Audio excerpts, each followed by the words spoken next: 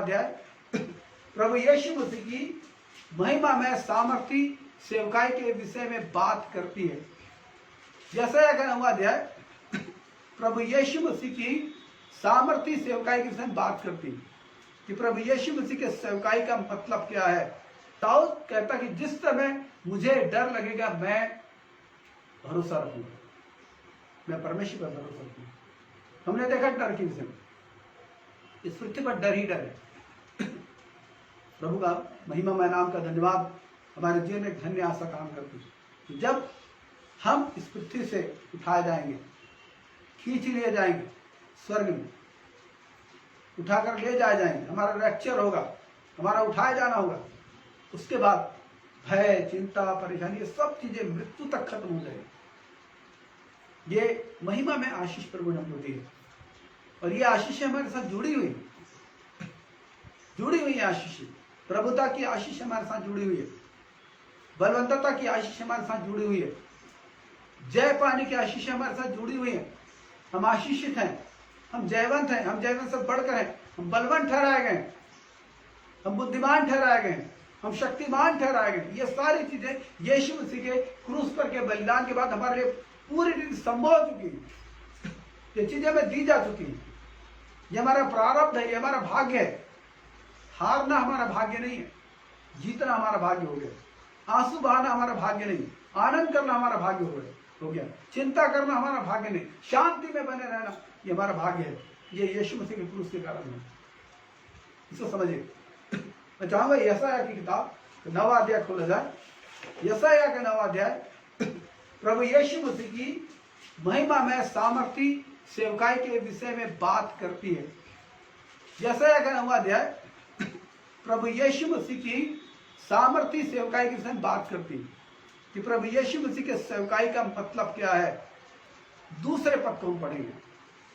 दूसरा पद ये हमारे लिए स्टार्ट होता है। पहला पद जो है 9वां अध्याय का पहला पद वो इजरायलियों के लिए एक ब्लेसिंग है, लेकिन दूसरे पद से हमारी ब्लेसिंग शुरू होती है।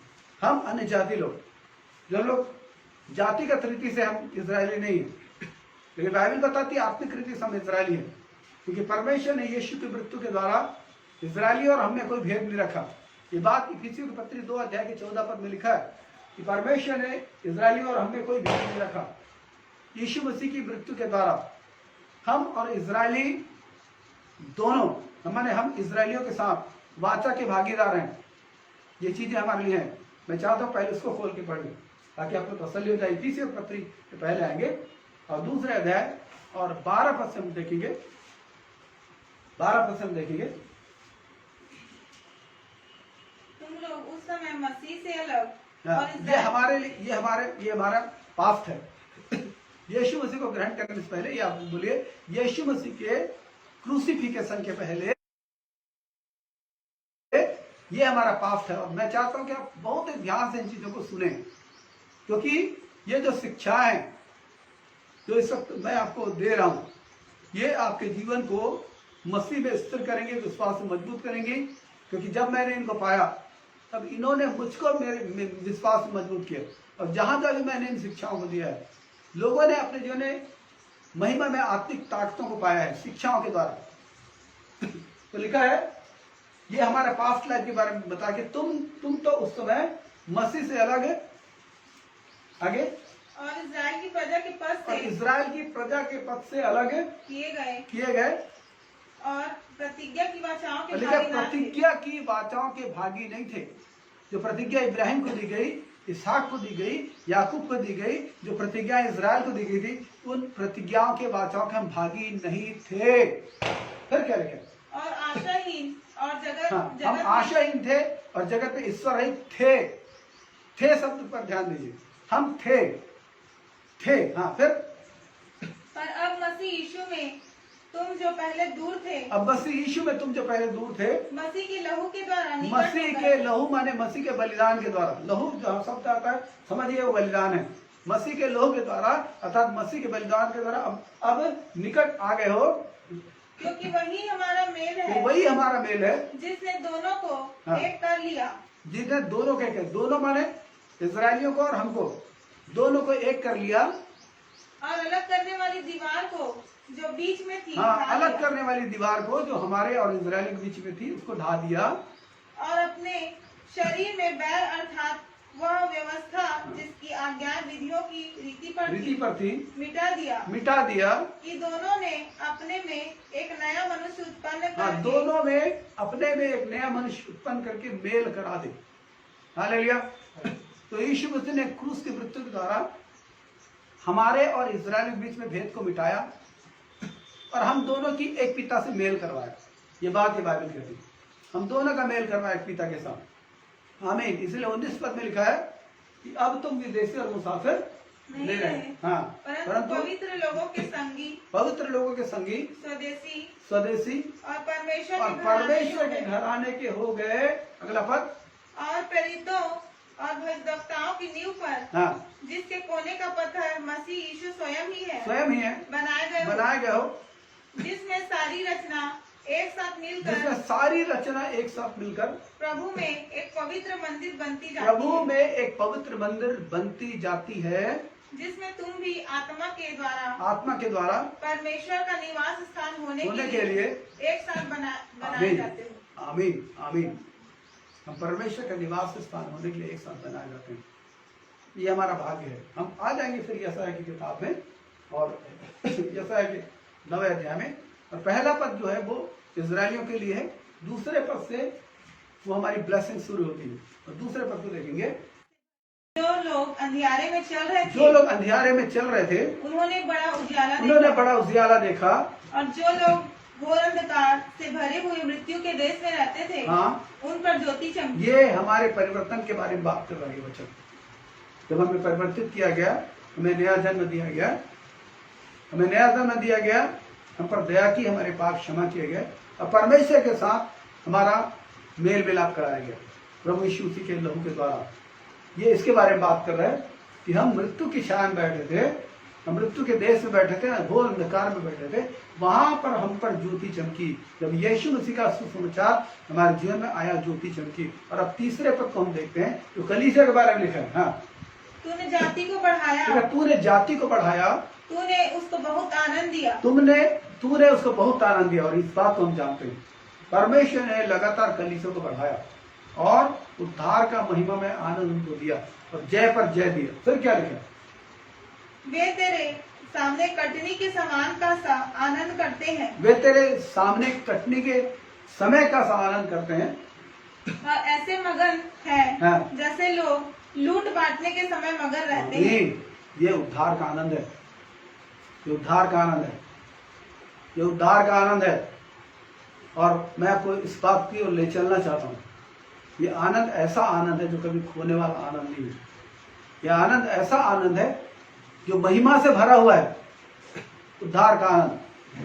और पतरस इसके बारे में बोलता है कि ये अवर्णनीय नहीं है, इसका वर्णन नहीं किया जा सकता। ये महिमा से भरा हुआ आनंद है, ये उद्धार का आनंद जो नया जन्म पाने के बाद हमको मिलता है। और ये आनंद प्रभु के लोगों को मिलता है, जो लोग यीशु के नजदीक आते हैं, यीशु को ग्रहण करते हैं, उनको मिलता है। और बाइबल में प्रभु ने बोला ये आनंद खोता नहीं है, खोता नहीं, लेकिन आप अपनी मानसिकता बदल देते हैं। आप कुछ समय तक प्रभु के साथ आनंद करते हैं, कुछ समय तक आप उद्धार में आनंदित रहते हैं। फिर क्या होता है? जब परिस्थितियों की मार पड़ती है, परिस्थितियों का सामना करना पड़ता है, आप चिंताओं में चले जाते हैं, आप दबाव में चले जाते हैं, आप तनाव में चले जाते हैं, आप परेशानी को फिर से महसूस करने लगते हैं। आपको महसूस होता है कि परमेश्वर आपके लिए कुछ नहीं कर रहा है, आपको ऐसा लगने लगता है और आप ऐसा सोचने और बोलने भी लगते हैं कि परमेश्वर आपके साथ नहीं है, आपके लिए कुछ नहीं कर रहा है। आप धोखे में हैं, आप बहुत बड़े धोखे में। अब शैतान के भ्रम के जाल में फंस गए यदि आप ऐसा सोचते हैं। बाहर निकलिए, क्योंकि जो सुसमाचार हमें दिया गया, जो चीजें हमारे लिए की गई, वो बहुत ही पावरफुल हैं। और जो काम हमारे जीवन के लिए किया गया, वो चीजें रुक नहीं सकती, वो चीजें नष्ट नहीं हो सकती। लेकिन फिर से तीसरे पद को पढ़े। तूने जाति को बढ़ाया, तूने उसको बहुत आनंद दिया। आमीन। अगर आप पर्सनल लाइफ को देखें, क्या हुआ जब आप यीशु मसीह में आए, जब आप यीशु के साथ संगति करते थे, जब आप लगातार संगति में बने रहे, तब क्या हुआ? तब क्या हुआ? अब हुआ ये कि आपने अपने जीवन में उन्नति और आशीषों को देखा। लेकिन बहुतों के जीवन में ये हुआ कि आशीष पाने के बाद वो आशीष के देने वाले को भूल गए और आशीषों में मगन हो गए। कईयों के जीवन जब परीक्षाएं आई तो जो सिचुएशन है, जो प्रॉब्लम्स है, उसमें उन्होंने अपने को फंसा डाला। परमेश्वर पर भरोसा कम हो गया, परमेश्वर के साथ संगति कम हो गई, और ये भूल है। बाहर आइए, आप बाहर निकलिए, क्योंकि जिन परिस्थितियों में आप फंसे हैं उन्हीं भूलों के कारण है। प्रभु आप बाहर निकलिए, बाहर निकल कर फिर से अपनी प्रार्थना की वेदी को ठीक कीजिए, अपनी स्तुति की वेदी को ठीक कीजिए, अपने उद्धार के आनंद के विषय में आप सोचिए और उसमें मगन होइए। क्योंकि मसीह ने जो कुछ किया है वो बहुत ही पावरफुल है। एक बीमारी उसका कुछ नहीं बिगाड़ सकती, एक आर्थिक समस्या उसका कुछ नहीं बिगाड़ सकती, कुछ नहीं बिगाड़ सकती। लेकिन सतत अगर लगातार निरंतर प्रभु की संगति में रहे, आप जानिए तूफान चला जाता है। समंदर में बड़े बड़े तूफान उठते हैं, जहाज जब यात्रा करते हैं वो लोग अपनी सुरक्षा करते हैं, तूफान चला जाता है लेकिन जहाज बने रहते हैं। हमारी भी जिंदगी में तूफान आए, आप अपने जीवन में ध्यान कीजिए। बचपन से कितने तूफान आपके जीवन में आए, परिवार में कितने तूफान आए, सबसे बाहर निकालकर परमेश्वर ने चौड़े स्थान में पहुंचा है। यहाँ भी तूफान आ रहे हैं, जब तक इस पृथ्वी पर हमें तूफान आते रहेंगे। लेकिन याद रखिए, तूफान आएंगे और चले जाएंगे, लेकिन हम मसीह में और भी ज्यादा मजबूत होते जाएंगे, हम मसीह में और भी ज्यादा स्थिर होकर चले जाएंगे, हम मसीह में और भी ज्यादा दृढ़ होते चले जाएंगे। और हम जानेंगे कि दुनिया की परिस्थिति, दुनिया की समस्याएं, शरीर का रोग, ये हमारा कुछ नहीं बिगाड़ सकती। परमेश्वर के साथ हमारी जो संगति है, जो आनंद है उद्धार का आनंद, इस उद्धार के आनंद को लूटा नहीं जा सकता। जो शांति, अद्भुत शांति प्रभु में हमें मिले, उस शांति को छीना नहीं जा सकता परिस्थितियों के बाद। इस बात को समझिए। इस बात को समझने के लिए आपको इस बात को गहराई से जानना होगा कि प्रभु ने आपके लिए क्या किया है, प्रभु ने आपके लिए क्या किया है, प्रभु ने आपके लिए क्या किया है। हम तीसरे पद को फिर से पढ़ेंगे, फिर चौथे पद में आएंगे प्रभु ने क्या किया। तूने जाति को बढ़ाया, तूने जाति को बढ़ाया, तूने उसको बहुत आनंद दिया, बहुत आनंद दिया। वे तेरे सामने कटनी के समय का सा आनंद करते हैं, वे तेरे सामने कटनी के समय का सा आनंद करते हैं। और ऐसे मगर हैं जैसे लोग लूट बांटने के समय मगर रहते हैं। अब मैं आपको एक बेटी के जीवन की घटना सुनाता हूँ, और वो रिसेंटली घटित हुआ है। और बेटी हमारे बीच की कलीसिया की है, और वो बहुत परेशान थी अपने घर में, अपने पति से बहुत परेशान थी। फाइनेंशियल प्रॉब्लम में बहुत गुजर रही थी। पति खर्चा नहीं देता था, दूसरी चीज पति घर का खर्च भी नहीं चलाता था। बहुत प्रॉब्लम में थी, रोती थी। कई बार उसने ये भी कहा कि ऐसा लगता है कि मैं आत्महत्या कर लूँ। कई बार उसने घर छोड़ने के विषय में बातचीत किया। कई बार वो पुलिस थाना जाना चाहती थी, लेकिन हर बार परमेश्वर से बातचीत करते थे, और वो बताती थी कि नहीं प्रभु मेरे मन को संभाल रहे हैं। उसने कहा कि मैं अब कुछ समय पहले उसने कहा मैं अब केवल वचनों को स्मरण करके धन्यवाद देती हूँ, क्योंकि मैं अपने उद्धार के आनंद को खोना नहीं चाहती, मैं अपने मन की शांति को खोना नहीं चाहती, मैं प्रभु की उपस्थिति को, प्रभु की संगति को नहीं खोना चाहती। इसलिए मैंने एक काम किया है, मैं अपनी समस्याओं के लिए प्रार्थना नहीं करती, बल्कि मैं धन्यवाद करती हूँ प्रभु का। उसने कहा मैंने अपने माइंड को टर्न किया, मैं धन्यवाद करती हूँ, वचन को लेकर धन्यवाद करती हूँ, मैं चिंता नहीं करती। जब मेरे जीवन में पीड़ा होती है, विचार आते हैं, पीड़ा होती है, मैं रो देती हूँ, लेकिन मैं रो देती हूँ, मैं प्रभु को बोलती हूँ प्रभु आप सब कुछ संभालते हैं, प्रभु आपने सब कुछ संभाला है, आप सब कुछ जानते हैं, क्योंकि मैं आपकी बेटी हूँ। मैं रो देती हूँ, लेकिन फिर अपने आप को संयत करती हूँ, और संयत करके मैं उस रुलाहट से बाहर निकलती हूँ, मैं उस दुख से बाहर निकलती हूँ, मैं प्रभु में आनंद मनाती हूँ, मैं वचनों को पढ़ती हूँ, वचन को पढ़ पढ़ के मैं प्रभु का धन्यवाद करती हूँ। यह उसकी गवाही। कुछ समय बाद ही कुछ मात्रा में चीजें बदल गई। उसके पति ने घर में खर्चे देना शुरू कर दिए, फिक्र करना शुरू कर दिया। ये हुआ जन्म। और अब उसने एक निर्णय लिया, अपने उद्धार के आनंद को बांटने का निर्णय। बीते सप्ताह उसने मुझे फोन करके बताया कि मैंने प्रण किया है कि मैं 100 लोगों को प्रभु यीशु मसीह का संदेश सुनाऊंगी। ये टारगेट उसने फिक्स किया। अपने परिचितों को, जो मेरी जान पहचान की, उनको और उनको सुसमाचार सुनाऊंगी। उनके द्वारा उनके जो संबंधी, उनको सुसमाचार सुनाऊंगी। मैंने टारगेट बनाया, मैं 100 लोगों को सुसमाचार सुनाऊंगा। उसने इस काम को स्टार्ट किया। आप समझ रहे हैं क्या हो रहा है? उस बेटे के लिए महत्वपूर्ण क्या है? जो उद्धार का आनंद है वो महत्वपूर्ण है। जो मसीह की शांति, जो समझ से परे, उसके लिए महत्वपूर्ण है। उसने इसको पकड़ा तो वचन के आधार पर तुमको धन्यवाद देना शुरू किया। और परिणाम क्या हुआ? परिणाम ये हुआ कि उसकी परिस्थिति तो सुधरने लगी। जब तक आप अपनी समस्याओं को पकड़े रहते हैं, आप समस्याओं को बाहर नहीं निकल सकते। क्योंकि जब आपने पकड़ा है, इसका मतलब है कि आपने उसे प्रभु के हाथों में नहीं सौंपा है। और जब आप अपनी समस्याओं को प्रभु के हाथों में सौंपते हैं, और सौंप कर जब आप प्रभु में आनंद करते हैं, प्रभु की ओर से उत्तर आरंभ हो जाता है। इस बात को आप जानिए। उद्धार का आनंद एक बहुत ही महिमामय आनंद है, और इसे बनाए रखने के लिए जरूरी है कि आप एक प्रार्थनाशील जीवन जिए और उद्धार की कथा को बांटें। जबकि इन दिनों जो मसीह विरोधी लोग हैं, उनका दबाव बहुत बढ़ता जा रहा है। प्रभु के दासों के साथ मारपीट कर रहे हैं, सुसमाचार सुनाने से रोक रहे हैं। गांव में वो विभिन्न समाज के लोग हैं, उनको वो उस्का रहे ज़्यादा कि वो लोग मसीहियों को अपने गांव में आने से रोकें, अपनी कम्युनिटी के लोगों को सुसमाचार सुनने से रोकें। ऐसी स्थितियां चल रही हैं। ऐसे वक्त में आपका दायित्व क्या है? मैं कहना चाहता हूँ, अपने उद्धार के आनंद को बांटिए। डर कर घर में चुप मत बैठिए, लेकिन आप बांटिए उद्धार के आनंद को। प्रभु ने जो पवित्र आत्मा की आग लगाई है, उसमें सहभागी बनिए और लोगों तक सुसमाचार फैलाइए, लोगों को सुसमाचार सुनाइए, बहुत से लोगों को बुलाइए। क्यों?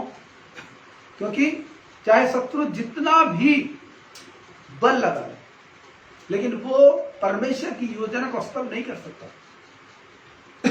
क्योंकि परमेश्वर खड़े हैं अपनी योजना को पूरी करने की। और यीशु मसीह के आकाश के बादलों पर आने से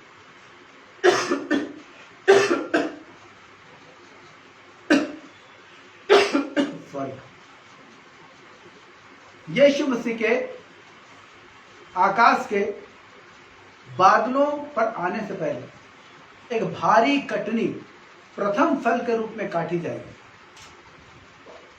आमीन। यीशु मसीह के आकाश के बादलों पे आने से पहले पूरे संसार में एक भारी कटनी काटी जाएगी, और ये काटी जा रही है। शैतान विभिन्न तरीके से जोर लगा रहा है कि परमेश्वर के कामों को बंद कर दे, लेकिन परमेश्वर के काम बंद नहीं होंगे। और आप खड़े होइए, डरिए मत, खड़े होइए और परमेश्वर के काम में आगे बढ़िए। कटनी के आनंद में सहभागी बनिए। परमेश्वर आपको अपनी महिमा के लिए इस्तेमाल करना चाहता है।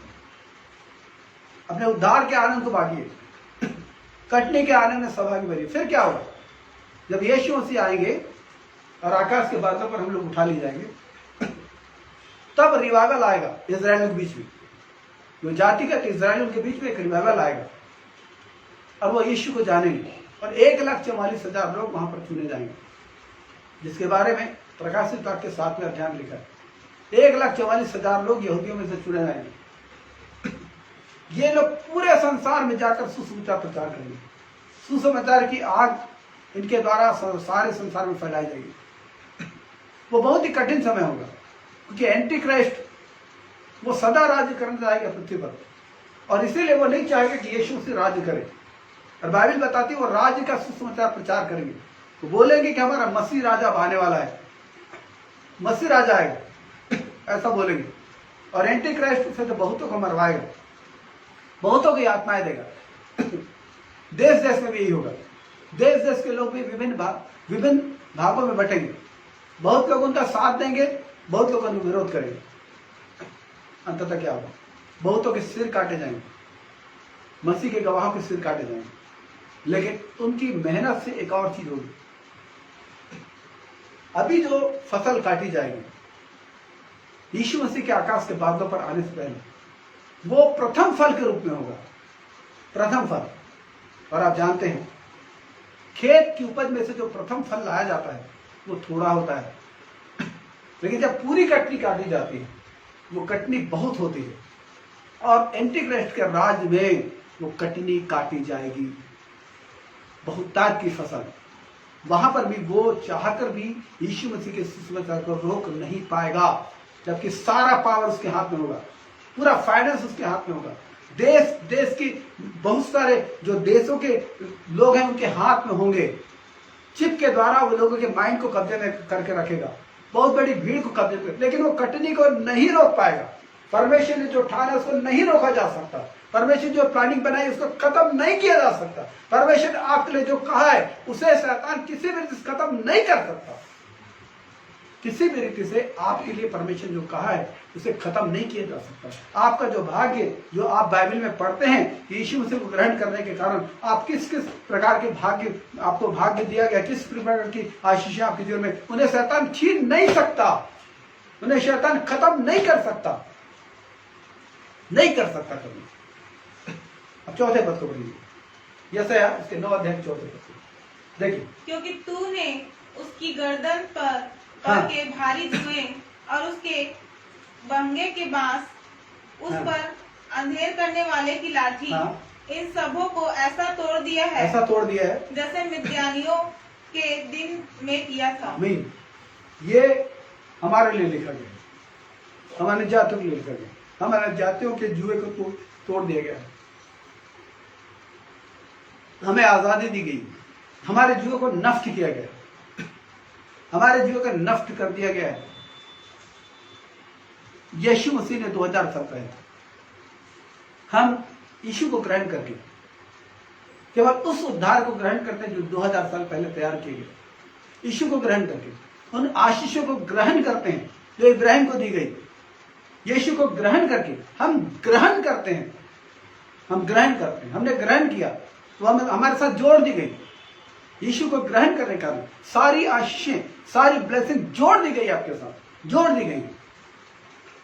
आप पराजय के लिए नहीं, आप अशांति के लिए नहीं, आप तनाव के लिए नहीं, आप चिंताओं के लिए नहीं है, आप जय के लिए, जय के लिए, दाऊद के समान। इसलिए इजरायलियों की जो गुलामी की आत्मा थी उसके समान मत बनिए, दाऊद के भीतर जय की आत्मा थी। इसलिए दाऊद के समय सारा इजराइल जो है वो एक बड़े राष्ट्र के रूप में परिवर्तित हो गया। जब आप न्यायों की किताब पढ़ेंगे, दाऊद के बिल्कुल पहले न्यायों की किताब, वहां पर आप पाएंगे बार बार ये पाप करते थे, बार बार अंधीनता में जाते थे, क्योंकि इनकी स्पिरिट जो थी वो गुलामी की आत्मा थी।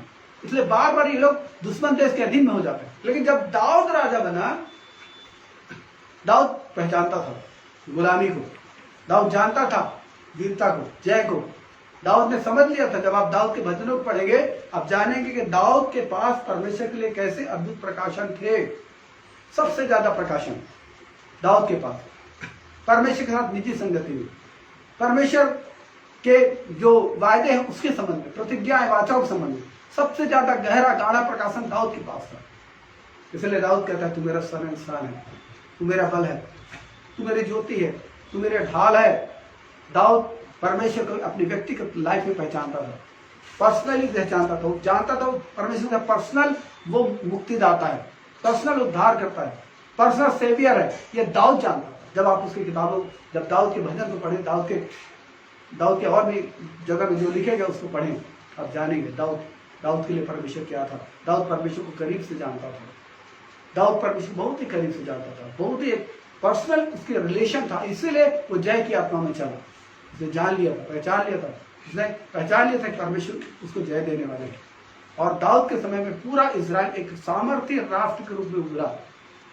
वो इजराइल जो बार बार मार खाता था, इजराइल जो दूसरे देश की गुलामी में चला जाता था, न्याय किताब में वो देश, वो सामर्थ्य देश के रूप में उभरा दाऊद के समय में।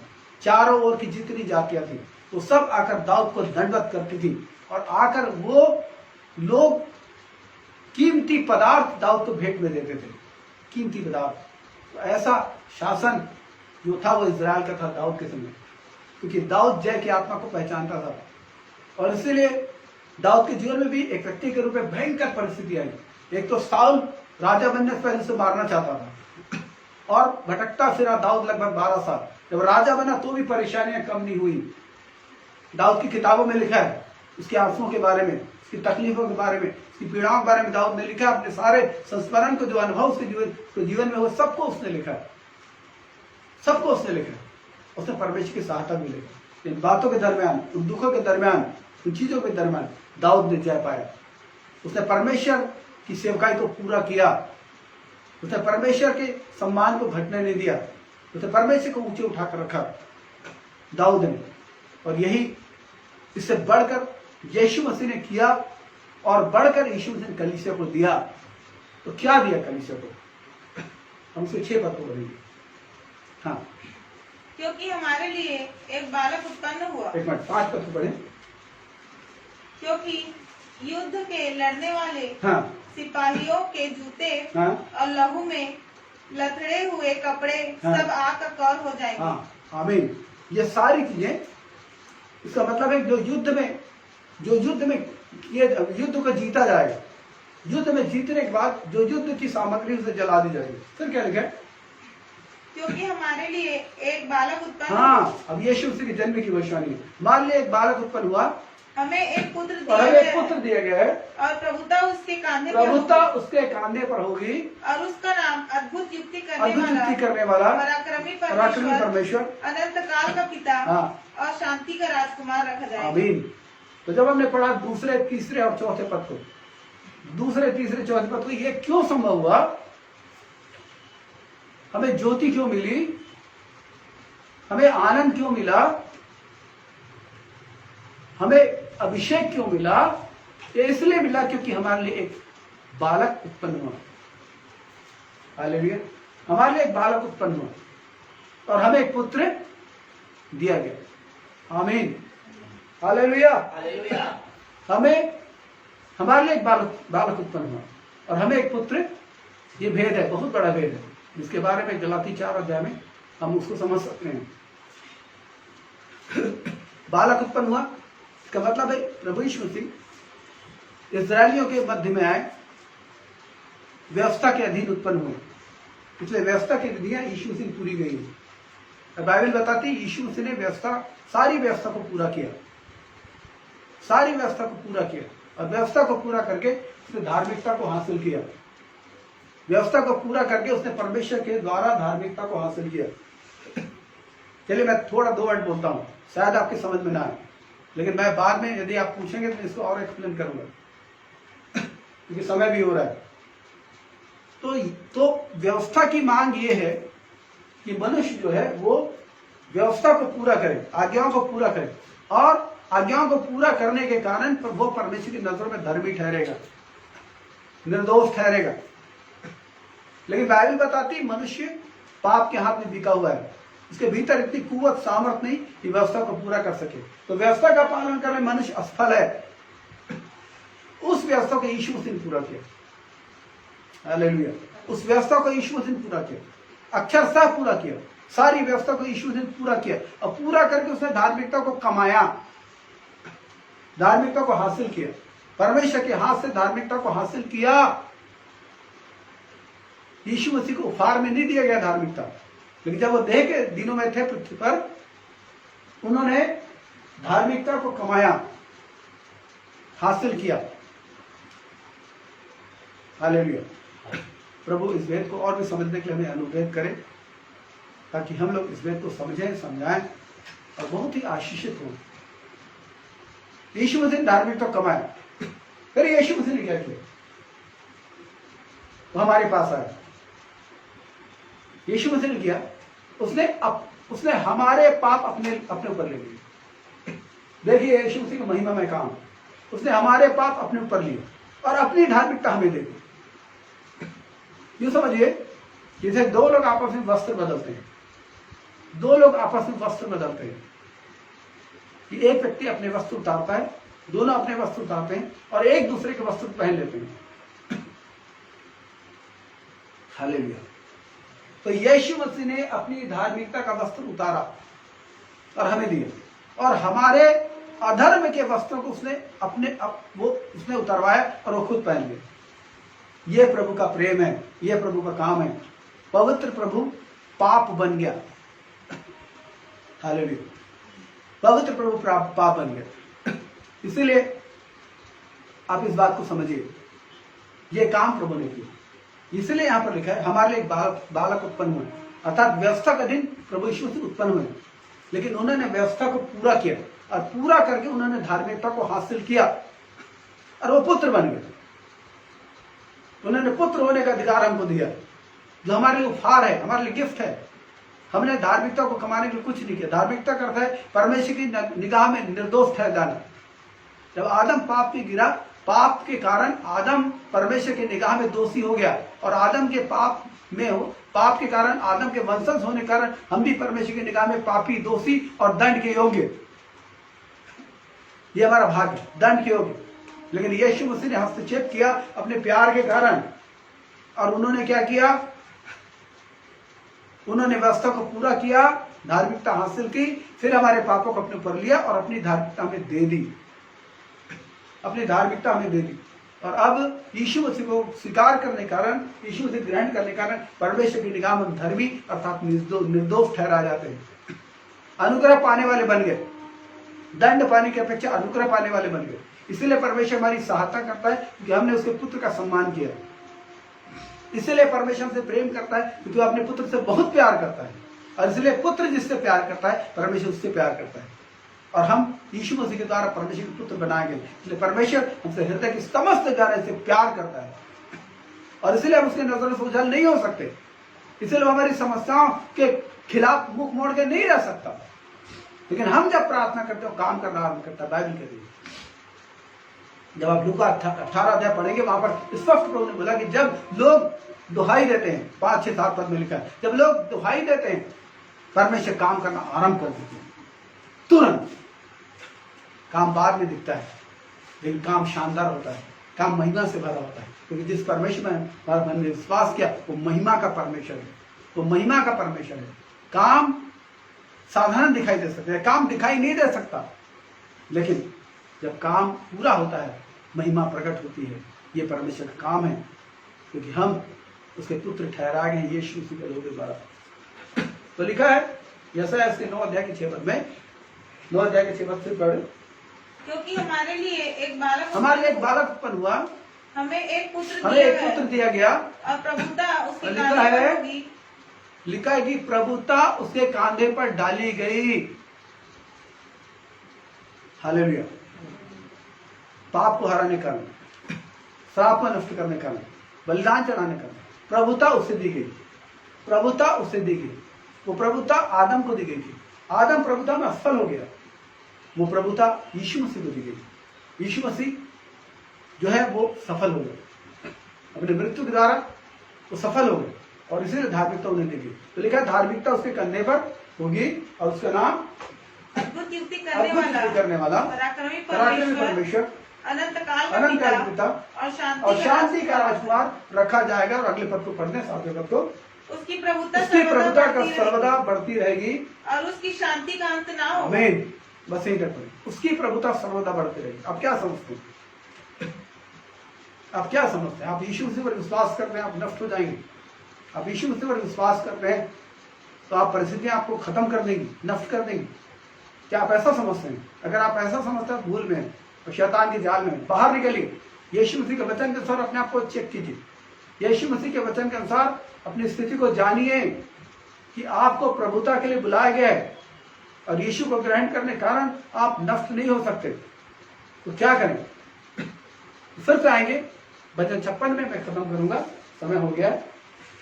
भजन 56 के 3 पद में पढ़ा, हमने पढ़ा कि जिस तरह मुझे डर लगेगा मैं तुझ पर भरोसा रखूंगा। कैसे? मैं उसी चीज को ला रहा हूं, कैसे? तो चौथा पद उत्तर देता कैसे कैसे भरोसा रखूंगा। हाँ, परमेश्वर की सहायता से मैं उसके वचन की प्रशंसा करूंगा। वचन की प्रशंसा करूंगा। परमेश्वर पर मैंने भरोसा रखा और ऐसा करके मैं अपने भरोसे को प्रकट करूंगा। मैं नहीं डरूंगा। आमीन, हालेलुया। ध्यान दीजिए, तो कहता है कि जब मुझे डर लगेगा मैं तुझ पर भरोसा रखूंगा। तो भरोसा कैसे रखते हैं? इन प्रैक्टिकल देखिए, जब आप डर में होते हैं, चिंता में होते हैं, दबाव में होते हैं, तनाव में होते हैं, इस प्रकार की स्थितियों में होते हैं, आप लगातार उसमें बने रहते हैं। आप बाहर निकलने की कोशिश करते हैं, फिर भी आप बने रहते हैं। जब तक कि आप किसी परिणाम को न देखेंगे। आप बने रहते हैं, आप बने रहते हैं। ये आपके साथ होता है, आप बाहर नहीं निकल सकते। केवल निकलने का एक ही मात्र उपाय है, वह है परमेश्वर के वचन का अंगीकार। परमेश्वर के वचन का अंगीकार करते हैं, भय के खिलाफ, चिंता के खिलाफ आप परमेश्वर के वचन का अंगीकार करते हो। बेस्ट वे क्या है? आप स्तुति आराधना करते हैं, बोल बोल के, दिल लगा लगा कर, सोच सोच के आप आराधना करते हैं। तो उनकी आराधना, आपका मन कुछ और कह रहा है लेकिन आप उस पर ध्यान नहीं देते, अपने मन की ओर, तो दबाव की ओर ध्यान नहीं देते, शैतान कहते हैं ध्यान नहीं, आप केवल परमेश्वर की ओर ध्यान देते हैं और आप लगातार उसकी स्तुति करते हैं, लगातार वचनों को स्मरण कर करके उसको धन्यवाद करते हैं, धन्यवाद करते, स्तुति करते, प्रशंसा करते हैं। ये एक हथियार है, एक हथियार है जिससे आप दुश्मन के सारे जलते तीरों को बुझाते हैं और जय पाकर बाहर निकलते हैं, क्योंकि परमेश्वर ने आपके लिए जय ठहराया। प्रभुता उसके कांधों पर होगी, उसकी प्रभुता का कभी अंत नहीं होगा और उसकी शांति सदा बढ़ती जाएगी। प्रभुता बढ़ती जाएगी, शांति बढ़ती जाएगी। यीशु मसीह में यह सौभाग्य हमने प्राप्त किया है और इसीलिए आप अपने जीवन को तैयार कीजिए स्तुति के लिए, स्तुति के लिए। मैं देख रहा था कि लोग बोर हो जाते हैं, लोग स्तुति बंद करने की कोशिश करते हैं, लेकिन अगले ही पल उनके लिए जय है। जैसे ही आप स्तुति में ठहरे रहते हैं, प्रभु की उपस्थिति में ठहरे रहते हैं, आप उस द्वार तक पहुंचाए जाते हैं जो आपके लिए खोला जाएगा और आप स्तुति बने रहते हैं, द्वार खुलता है। और यहीं पर शैतान लोगों को बोरियत फील करवा के, उनके मन को उचाट करके उनको वहां पर से उनके भाग्य को पाने से रोक देता है। लेकिन नहीं, आप जो सुन रहे हैं इस बात को ठान लीजिए कि आपसे मैं परमेश्वर की स्तुति करूंगा, तब तक स्तुति करता रहूंगा जब तक इसको प्रसिद्ध भर ना जाता, तब तक ये परिणाम नहीं पा जाता। यस, इसीलिए दाऊद कहते जब मुझे डर लगेगा मैं भरोसा कैसे रखेगा? परमेश्वर के वचन को अंगीकार करके, परमेश्वर के वचन को बोलकर, परमेश्वर के वचन के साथ स्तुति करके वो अपने आप को हटाएगा, अपने आप को हटाएगा, दबाव से, तनाव से, चिंताओं से फोर्सली हटाएगा और ऐसा करके जय पाएगा, क्योंकि परमेश्वर ने हमारे लिए जय को नियुक्त किया है। हालेलुया। इसलिए तनाव, दबाव, चिंताएं ये आती तो हैं, लेकिन इन्हें बने मत रहने दीजिए। आपके सिर में केवल स्तुति को बने रहने, स्तुति का ताज आपके सिर पर है। आइए प्रार्थना करें। दयालु परमेश्वर आपका धन्यवाद, करुणा का स्वामी आपका धन्यवाद, आपकी तारीफ और आपकी स्तुति करते हैं। आपकी दया के लिए, करुणा कृपा के लिए धन्यवाद। अपने सारे भाई बहनों के जो ऑनलाइन हमसे जुड़े धन्यवाद। तो हर एक के जीवन को आशीषित करें, हर एक के जीवन को अनुग्रहित करें। खुदा उस्मानी सावित्री करके आप एक नाम को ले रहे हैं, खुदा दुश्मनी, और आप इस बात को बता रहे हैं प्रभु कि खुदा उस्मानी तंत्र में जादू टोने जैसी शक्तियों से खुदा उस्मानी तो जीवन, उसका जीवन परेशान है और खुदा उस्मानी आप उसे चंगाई दे सकते हैं। प्रभु मेरे परमेश्वर आप उसे पुकार रहे हैं प्रभु जी कि खुदा उस्मानी आपके चरणों में आकर अपने जीवन में पिता आपकी शांति और आपके अनुग्रह को प्राप्त करें। हाँ प्रभु, उसके लिए मार्ग बनाइए ताकि वो बेटी आ सके प्रभु जी, वो सावित्री आ सके प्रभु जी। आप अनुग्रह कीजिए, करुणा कीजिए, कृपा करें प्रभु जी। हाँ प्रभु जी, आप दया कर राम करके एक नाम ले रहे हैं प्रभु जी, राम राम करके बोल रहे हैं प्रभु जी। खुदा उस्मानी और मेरे परमेश्वर पिता उस भाई के लिए बोल रहे हैं पिता प्रभु जी, मेरे परमेश्वर आप उसके जीवन में प्रभु जी जो उदासियां उससे आप उसे छुटकारा देंगे पिता प्रभु जी। आपका धन्यवाद करते हैं प्रभु जी। हाँ प्रभु जी, हम आपकी प्रशंसा, आपकी तारीफ, आपकी स्तुति करते हैं प्रभु जी। हाँ पिता, हम आपका धन्यवाद करते हैं, सनत को भी आपके लहू में स्थापित करते हैं, सारा अंधकार जो से जाता रहे प्रभु जी। हाँ पिता प्रभु जी, आप करुणा करें, अनुग्रह करें पिता, अपनी आशीष दें मेरे प्रभु पिता। हम आपकी प्रशंसा करते हैं, आपकी तारीफ करते हैं, जीवनों का अपने लहू में करते हैं। आपने हमें आराधना करने की आशीष दी मेरे परमेश्वर पिता। आप अनुग्रह करें, दया करें, कृपा करें पिता। हमारे साथ होइए, हमारे लोग साथ होइए पिता। ऑनलाइन में हम और भी पिता आराधना कर सके, लोग मन तैयार हो सके, सब बातों का आशीषित कीजिए। जो सप्ताह की गतिविधियां हैं सबको आशीषित करें, आपका अनुग्रह सबके साथ होता। शाम को जो जूम की मीटिंग है तो उसे भी आपके लोगों में सर्शित करते हैं। जो मीटिंग को आशीषित करें पिता, आपका अनुग्रह, आपकी करना सब बातें हैं। महिमा आदर यीशु मसीह के मीठे नाम से आमीन।